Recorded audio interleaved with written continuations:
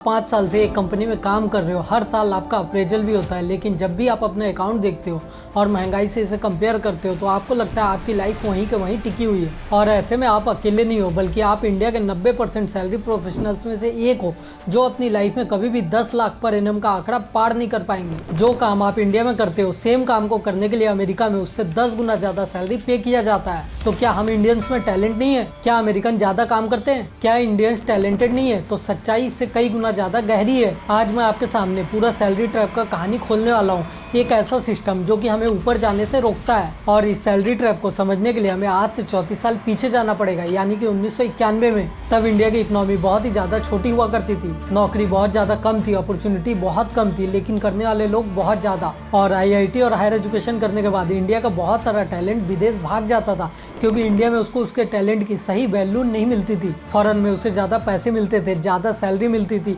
और उसकी इनकम बहुत ही ज्यादा हुआ करती थी। और फिर आया 1991, यानी कि इकोनॉमिक लिबरलाइजेशन, और मनमोहन सिंह के इस ऐतिहासिक बजट ने पूरे इंडिया को खोल के रख दिया। अचानक से इंडिया में एक नया मिडिल क्लास बना, डॉक्टर बने, इंजीनियर बने, मैनेजर बने। और पहली बार पेरेंट्स ने अपने बच्चों को एडवाइस किया कि अच्छी पढ़ाई करो, अच्छी डिग्री लो, तुम्हारी लाइफ सेट है। और उस समय के हिसाब से बहुत ही ज्यादा सच भी था, क्योंकि उस जनरेशन ने अपनी पुरानी जनरेशन से ज्यादा पैसे बनाए। लेकिन इसी सुनहरी कहानी के पीछे बहुत ही ज्यादा बड़ी गलती छुपी थी, जिसका खामियाजा हमें आज भोगना पड़ रहा है। और वेस्टर्न कंपनी ने इंडिया में एक नया रॉ मटेरियल खोजा, इंडिया के ब्रेन पावर, सस्ते और मेहनती लोग और इंग्लिश बोलने वाली वर्कफोर्स। और हमारा काम बना उनके प्रॉब्लम्स को उनसे कम दाम में उनके लिए सॉल्व करना। और इसमें इनोवेशन कुछ भी नहीं था, हमारा काम था उनके काम को एफिशिएंसी में बहुत ही ज़्यादा स्केल में कर देना। और ये मॉडल बहुत ही ज़्यादा लो कॉस्ट हुआ करता था, वो हमें हमारे काम के बदले बहुत ही कम पैसे ऑफर करते थे। और यहीं से एक डील साइन हुई कि हम तुम्हारे लिए सस्ता काम करेंगे, बदले में इंडिया में जॉब और ग्रोथ मिलेगी। और उसी दिन से आपकी सैलरी कांच के दीवार में पैक हो गई। अब बात करते हैं कॉर्पोरेट सीक्रेट के बारे में। आखिर ये सिस्टम ऐसा क्यों है? लो कॉस्ट मॉडल कंपनी का फीचर है, और आपकी कम सैलरी कंपनी के लिए प्रॉफिट। और कंपनी आपको वर्ल्ड क्लास सैलरी दे दे तो उसका मॉडल टूट जाएगा।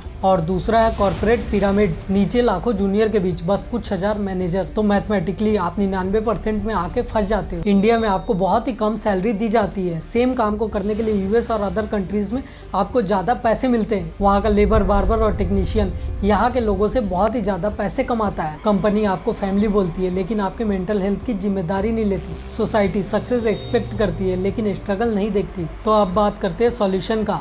सवाल यह है कि इस ट्रैप से निकले कैसे। 22 से 28 साल स्ट्रेटेजिक जॉब होपिंग, हर 2 साल में स्विच करके 20 से 30% का इंक्रीमेंट पाए। और बहुत कम टाइम में आपको ये भी समझने की जरूरत है कि कॉर्पोरेट लॉयल्टी सबसे बड़ा धोखा है।